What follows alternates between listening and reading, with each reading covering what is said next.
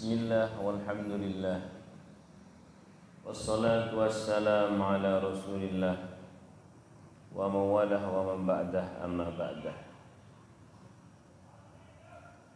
Alhamdulillahi rabbil alamin. Allah subhanahu wa ta'ala anugerahkan kepada kita nikmat iman, nikmat Islam, nikmat sehat walafiat, nikmat ada di majlis ilmu. Semoga ini menjadi tanda kita terus diberikan istiqomah sampai husnul khatimah. Amin ya rabbal alamin. Bismillahirrahmanirrahim. Kita akan lanjutkan ngaji kita yang telah lalu. Ini masih pada fasal atau bagian terkait bolak-baliknya apakah diri kita ini termasuk orang yang ridho kepada kebaikan atau lebih ridho kepada keburukan. Hal mendasar di dalam diri kita ini lebih siap berlama-lamaan di dalam kebaikan atau lebih siap berlama-lamaan di dalam keburukan. Ini menjadi muhasabah kita masing-masing. Saya melihat si panjenengan wajah-wajah berlama-lamaan dalam membaca Quran. Ya, ada sebagian kecil berlama-lamaan HP-nan aja. Nah, ini benar-benar menjadi muhasabah kita. Kaya nek HP-nan niku sak jam sok mboten krasa nggih. Nek maca Quran ya wis rada pegel-pegel. Nah, ini memberikan satu isyarat bahwa terkadang kita lebih kerasan kepada sesuatu yang keburukan. Nah, akhir-akhir ini babnya memang masih terkait hal itu. Namanya juga kitab di bab 6. Kalau fasalnya berputar seperti itu. Bab 6 itu al-manhiyat al-batinah, larangan-larangan yang bernuansa batin. Nah, sekarang fasalnya bismillahirrahmanirrahim. Qala al-mu'allif rahimahullah ta'ala wa nafa'ana bihi wa bi'ulumihi wa bi'asrarihi fid dharain. Faslun fi karahati asbabir ridha. Fasal ini menerangkan terkait rasa benci atau rasa enggak senang. Karahah, benci. Fi karahati asbabir ridha, benci kepada sebab-sebab yang mendatangkan keridhaan Allah. Qala Allah Ta'ala, disebutkan dalam Al-Quran, Dzalika bi'annahum ittaba'u ma askhatallahu wa karihu ridwanahu fa ahbata a'malahum.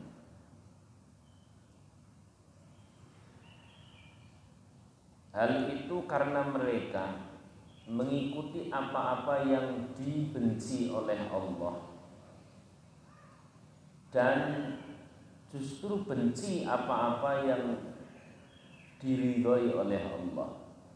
Fa ahbata a'malahum, maka amal-amal mereka dihapus oleh Allah Subhanahu wa taala.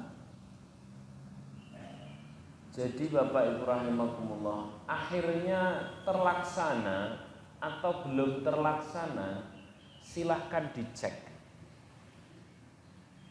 di dalam jiwa kita. Kita ini termasuk yang senang kepada apa yang Allah senangi atau sebaliknya. Misal ya,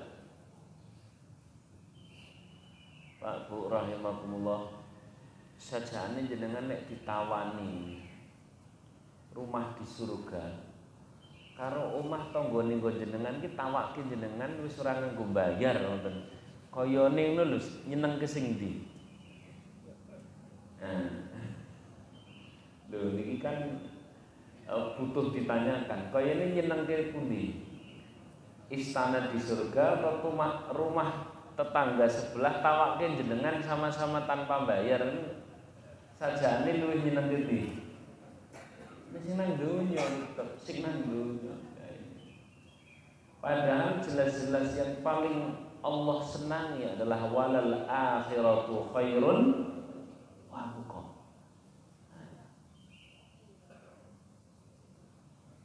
Ini saya tuh kadang mikir, ini kitab seperti ini kitab unik. Mereteli sing nang dirwati. Kayaknya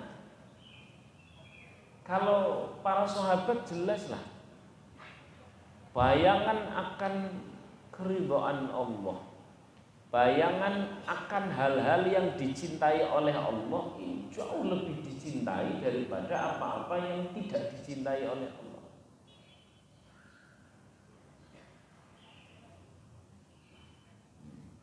Saya tanya sama panjenengan, coba dijawab apa nune mawon. Koyone hal yang membuat Sayyidina Bilal bin Rabah pun kebayang ke sinten yang nggih Sayyidina sinten Bilal.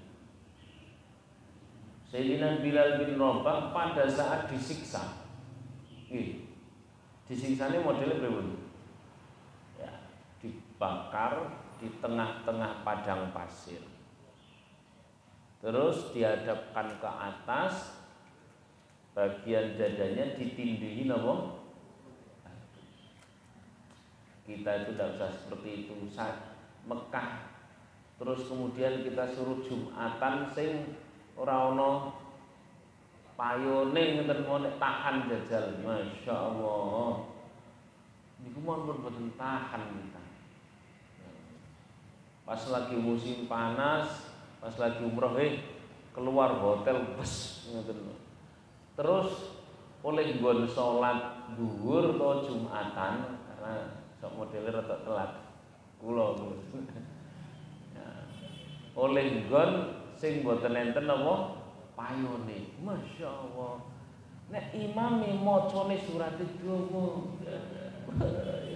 salah. Niku panase tenanan. Yo dhuwure panas, ngisore panas. Padahal hitungannya menit lho ini dulu. Napa enten salat setengah jam?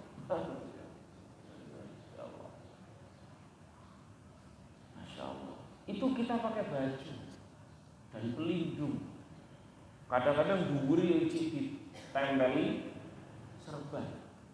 Terus jenengan bayangke Sayyidina Bilal pinten? Kayak apa? Dan terus kemudian saya tanya, isi yang ada di dalam jiwanya Bilal bin Rabah bila kita preteli, yang membuat beliau bertahan dalam kondisi disuruh keluar dari Islam dengan cara ditindih batu di dadanya, dibakar di terik matahari, bawahnya itu padang pasir panas, pasir yang sangat panas. Saya tak tanya sama panjenengan, yang membuat beliau kuat itu bayangan dunia apa bayangan surga? Mun ngeten. Sing pundi? Ini kalau saya bertahan di Islam, nanti begitu Islam menang, aku jadi gubernur ngendi ngono. Atau bayangan bahwa beliau itu nampak jelas keridhaan Allah dan surga. Yang mana? Yang bayangan dunia atau bayangan akhirat? Nah, itu sahabat. Walal akhiratu khairun wa abqa.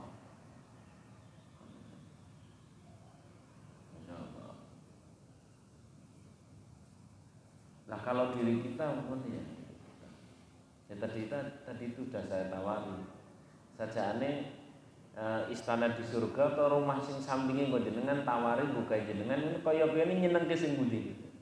Oh, tetap rumah sampai. Nah, itulah isi yang ada di dalam diri kita. Maka fasal ini menerangkan fasal, padahal kita semuanya paham bahwa betapa Allah dan Rasulullah SAW sering mempromosikan tentang keridhaan Allah, tentang surga, tentang Al-Kautsar, ya, tentang Al-Firdaus dan sebagainya. Dipromosikan demikian rupa dan sering dijelek-jelekkan oleh Allah, oleh Rasulullah dalam Al-Quran maupun dalam hadis. Yang dijelek-jelekkan itu dunia. Yang dijelek-jelekkan apa? Dunia. Tapi yang paling gantel di dalam hati kita yang mana? Ayo, kan lewatku tadi. Ya, paling nyantel di dalam hati kita yang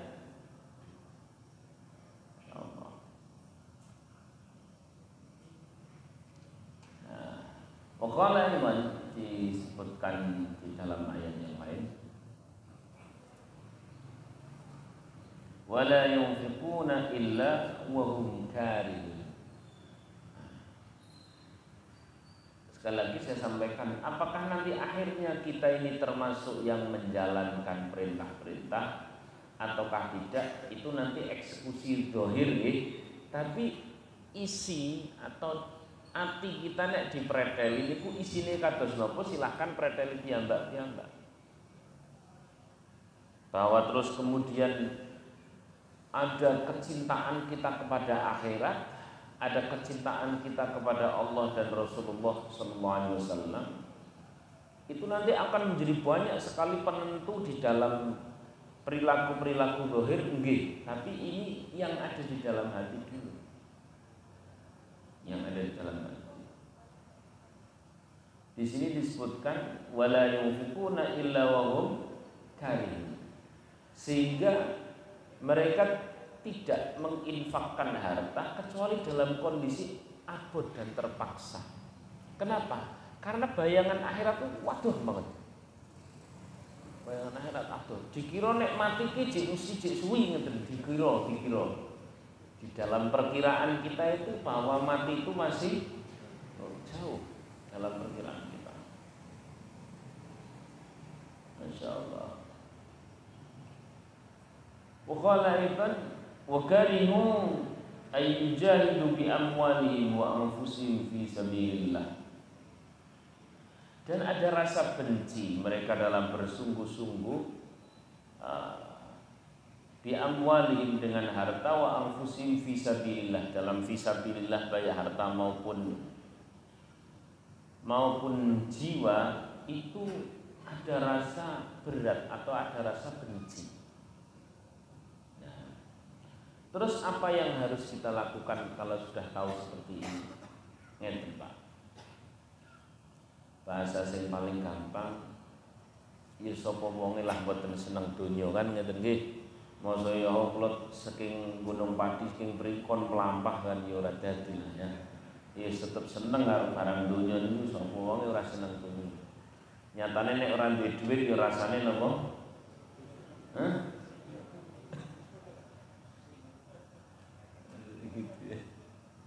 Tapi terus kemudian ayo bareng-bareng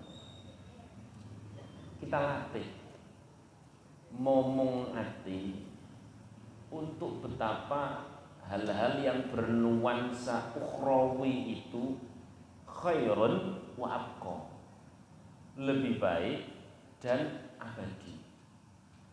Sementara di waktu yang sama kita latih bahwa apa-apa yang ada di dunia, sebagai mana namanya, dunia itu artinya rendah atau hina. Ini kita latih di dalam diri kita. Terus kok akhirnya pripun wis pasrahno oleh Gusti Allah. Tapi sering kita puja-puja itu apa yang memang Allah dan Rasulullah puja-puja. Dan sering kita ino-ino apa-apa yang memang Rasulullah dan Allah hina-hina. Itu saja wis tugasnya niku tok. Tugasnya niku tok. Selebihnya nanti di perilaku zahir ini nanti akan nampak. Akan nampak mulai napa? Nek kelangan sekian rupiah ke ya susah tapi mboten banget. Tapi nek kelangan sedina ora maca Quran, sedina salate jamaah telat niku rada ada rasa sesal. Nah, itu nanti akan dimulai dari situ akhirnya. Sallallahu alaihi Muhammad. Sallallahu alaihi Muhammad. Ya Allah. Jadi informasi terkait ukhrawi, terkait sesuatu yang Allah ridhoi, terkait sesuatu yang Allah agung-agungkan, kita agung-agungkan di dalam diri kita. Terus akhirnya kados napa pun mboten tugas kita. Tugas kita disuruh mencintai apa yang Allah cintai dan tidak begitu mencintai apa-apa yang Allah tidak cintai. Itu aja tugasnya. Carane pripun? Ya monggo sering dibayangke, monggo silahkan. Nah, caranya adalah betapa abadinya akhirat dan betapa sementaranya dunia. Udah selesai. Mun gitu, itu ada. Dilatih aja di dalam hati. Oh.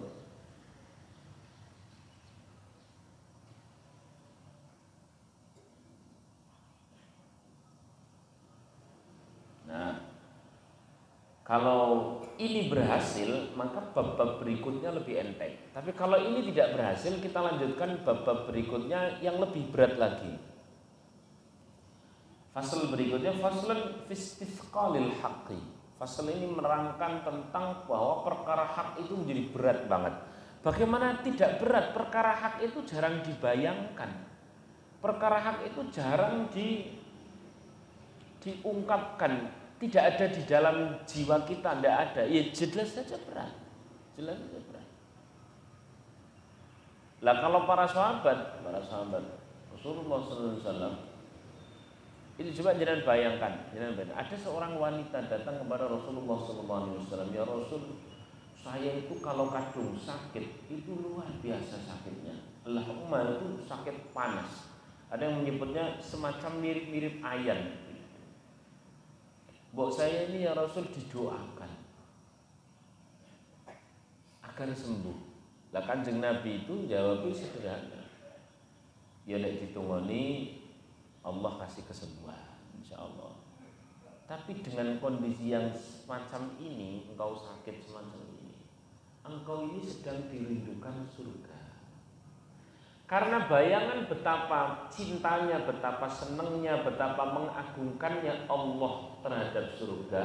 Terus kemudian betapa pula orang tersebut, sahabiah tersebut di dalam hatinya ada bayangan terkait surga sebagaimana yang Allah dan Rasulullah janjikan. Nek jenengan enggak mau menggunakan bahasa surga ya keridhaan Allah wis monggo. Kadang-kadang sono sing ora pati seneng aku bahasa niku. Keridhaan Allah itu menjadi hal yang besar di dalam diri wanita tersebut sehingga wanita tadi bilang, "Ya sudah ya Rasul, biarkan saya dirindukan oleh surga. Wis ora mari ora apa-apa. Sing penting nek dong pas umat niki aurat ampun kebuka." Doakan auratnya tidak kebuka dan sakitnya tetap sebab apa? Sebab saking senenge dirindukan apa? Nek dhewe kan ya ora. Ya dirindukan ya Rasul tapi ya tetap sembuh lah. Nek model iki ya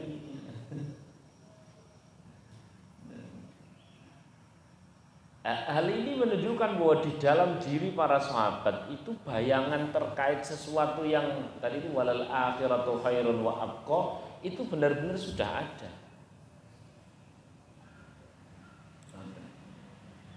Sallallahu alaihi Nabi Muhammad. Sehingga ketika Sayyidina Umar dikabari bahwa ada bidadari itu Sayyidina Umar itu lebih menyenangkan bagi beliau. Terus suatu ketika Sayyidina Abu Bakar radhiyallahu an itu sabqul lisan, keceplosan. Yang keceplosannya Sayyidina Abu Bakar radhiyallahu an itu menyakiti hati sahabat yang lain. Saking bayangan yaumul hisab itu di depan mata, di mata seorang sahabat namanya siapa? Abu Bakar radhiyallahu anhu. Yaumul hisab itu benar-benar di depan mata. Beliau itu minta kepada sahabatnya untuk gantian mencela dirinya. Jadi cara bayangan ini ya,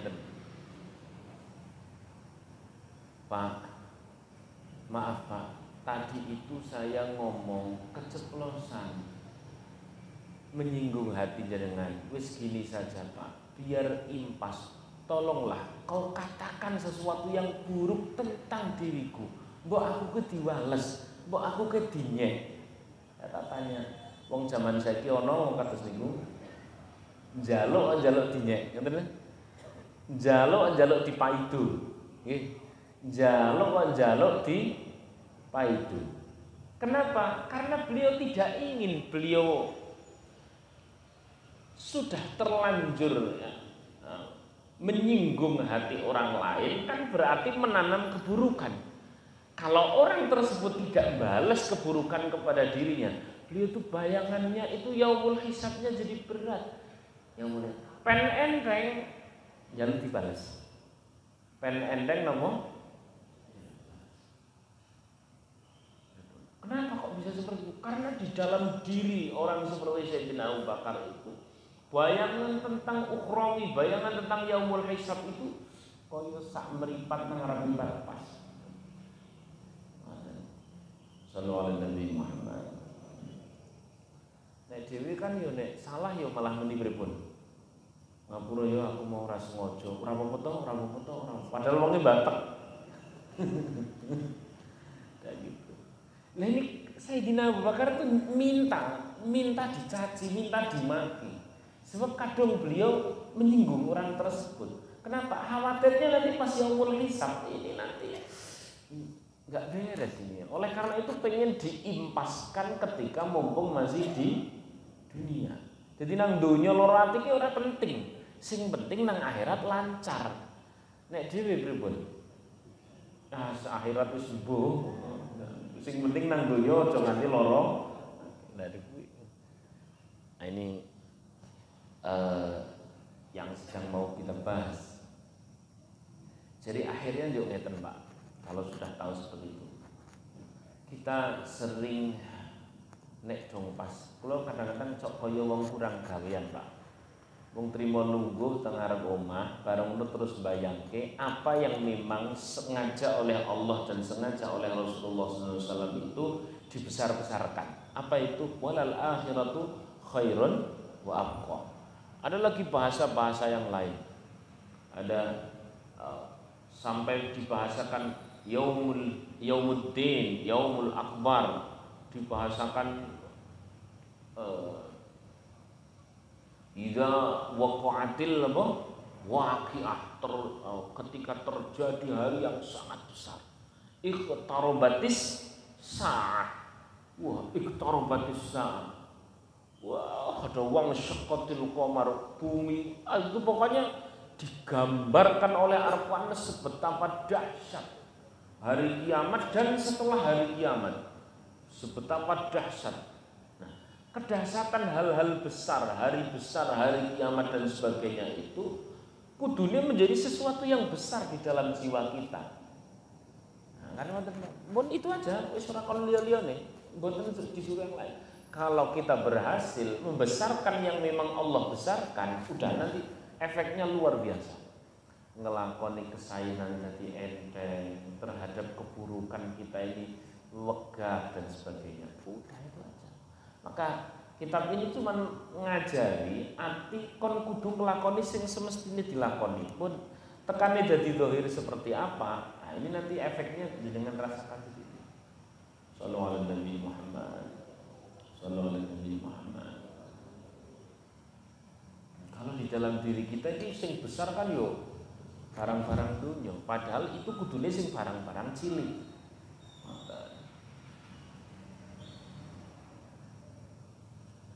Uqala aidan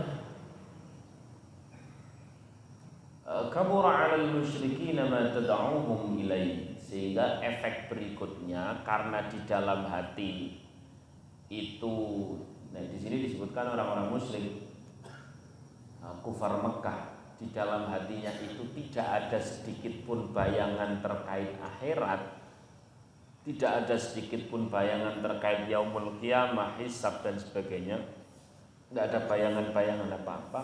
Maka ketika diajak ke sana, yo bener wae abot kaburo berat, terus berangkatnya matadauhum ilai, diajak ke sana jadi berat. Maka tugas kita cuman hari ini sering memperbanyak informasi-informasi apa-apa yang memang Allah besar-besarkan, apa-apa yang memang Allah agung-agungkan. Maka nek kula sering mencari bahasa yang paling awam untuk gampang dipahami tentang betapa dahsyatnya akhirat, mulai dari hal-hal yang sederhana. Sering kan saya tangi kali panjenengan, Pak, teng donya niku paling pol, Bu, teng donya orang paling pol umur berapa tahun? 80, 90, 100? Sudah jarang ya, 100. Berarti paling sering sekitar berapa? Ya 70, 80. Wiwi nek tekan. Lek wis dicicil pinten?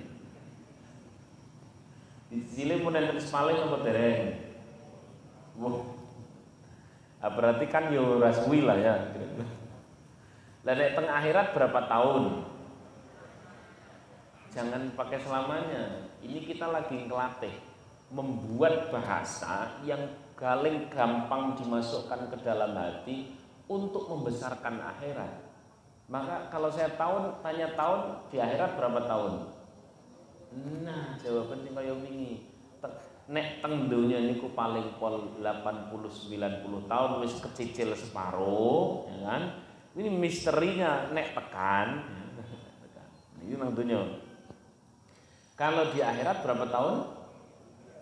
Miliar, triliun, miliar, triliun, miliar, triliun, miliar, triliun, miliar, miliar, triliun, triliun, miliar, miliar, triliun, triliun, miliar, miliar, triliun, triliun, miliar, miliar, triliun, triliun, miliar, miliar, triliun, triliun, miliar, miliar, triliun, triliun, miliar, miliar, triliun, triliun, miliar, miliar, triliun, triliun, miliar, miliar, triliun, triliun, miliar. Niku nganti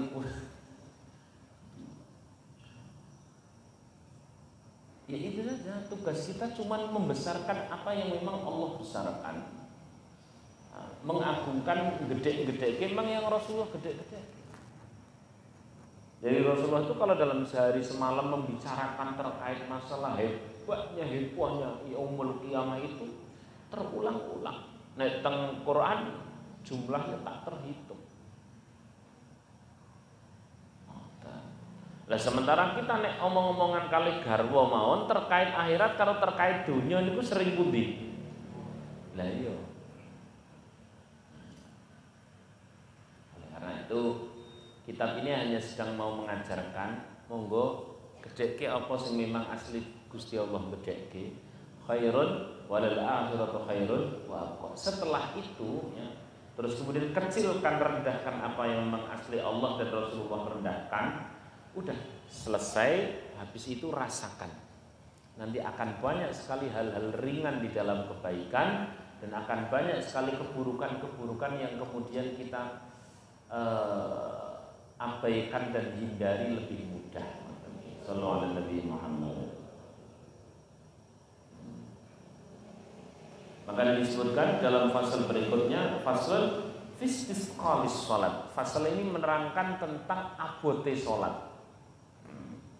Qala Allah Ta'ala wa innaha lakabiratun illa 'alal khashi'in. Yani alladzina yadhunnuna annahum mulaqu ya Allah. Salat itu menjadi berat kecuali bagi orang-orang yang khusyuk, yakni orang-orang yang sangat yakin akan pertemuan dengan Allah. Sehingga orang yang semakin yakin pertemuannya dengan Allah menjadi semakin ringan sholatnya.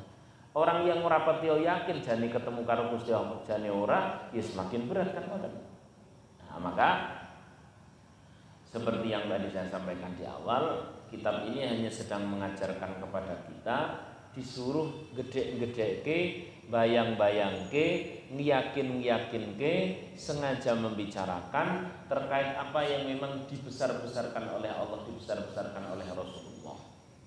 Dan maka mulai hari ini monggo silahkan dengan nek saya paham boten paham, anak terutama sing kecil-kecil itu sudah sering tak ceritani terkait ya apa yang dijumpai oleh Rasulullah SAW pada saat Isra Mi'raj itu lebih sering saya ulang-ulang.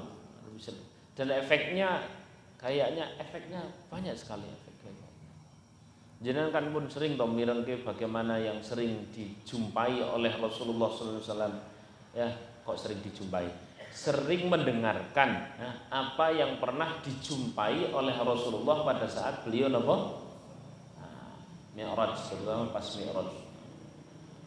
Mulai dari ada orang yang mencakar napa? Wajahnya dengan napa? Nuhas. Itu kuku lever, itu kuku yang terbuat dari napa? Nah, kayak gitu-gitu. Dari tembaga, itu orang yang kenapa dan sebagainya. Niku para sahabat niku nek dong pas kongono-kongono itu, Masya Allah.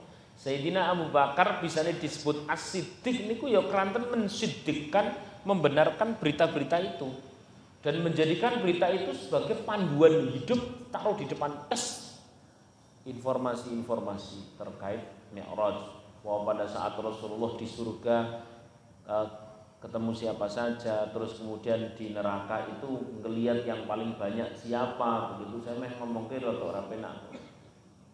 Nah, terus siapa saja yang di sana, begitu insyaallah. Nah, itu menjadi informasi penting. Gue gawe dongengan. Nah, terus terhadap dunia ini seperti apa? Lah nanti efeknya terhadap dunia ini, nek dong duwe duit ya ora pati seneng banget, nek dong ora duwe duit ora pati susah banget. Mergo ora target niku. Ya Allah. Kula niku awet dalu mutalaah kitab niki kaya bane ora pati yakin. Tok ngaji kok jane abot utawa enteng to niki. Niki ampun napa nek? Enteng. Sing abot napa nek? Wong niki mboten kon praktek kok, niki kon bayangke, sering ngomongke mawon. Nanti kalau sudah jiwa kita ini banyak dihiasi terkait pertemuan kita dengan Allah, surga, neraka, liqa'ullah, yaumul hisab, bertetangga dengan Rasulullah, itu jiwa kita sudah banyak sekali dihiasi oleh hal-hal yang seperti itu. Udah nanti rasakan kesehariannya seperti apa, kira-kira sama atau beda? Beda. Meh ngrasani iki rasane wegah. Wah, rasane. Kenapa? Ngrasani sedina sepisan pindho, mbayangke wong nyakar-nyakar, mencakar-cakar dirinya dan sebagainya itu sedina ping 15 itu kan ngrasani, Pak. Umpama niki umpama. Ya Allah, umpama. Nah, ini ya, yang dapat saya sampaikan. Kayaknya Pak, di bab-bab mendatang kita sudah mulai selesai di fasal terkait masalah al-manhiyatul batinah, cenderung ke arah-arah rojak. Kalau hari ini memang agak cenderung ke arah-arah khauf, yakni sesuatu yang membuat kita ini disuruh ngati-hati. Tapi ke depan kita akan banyak diajak untuk bersyukur kepada Allah Subhanahu wa taala. Jadi kayaknya kitab ini sudah diseimbangkan. Nek dong wis lagi ngati-hati, wis miri mengkeret, besok diajak senang-senang. Mungkin manfaat. Amin. Yang penting hari ini silahkan mulai sering membesarkan apa yang memang Allah besarkan, menambah kecintaan kita kepada hal-hal yang memang Allah cintai, yakni apa-apa yang nuansanya bernuansa ukhrawi. Semoga pembahasan kita pagi ini menambah hazanah kita berapapun persen, muga-muga manfaat. Al-Fatihah.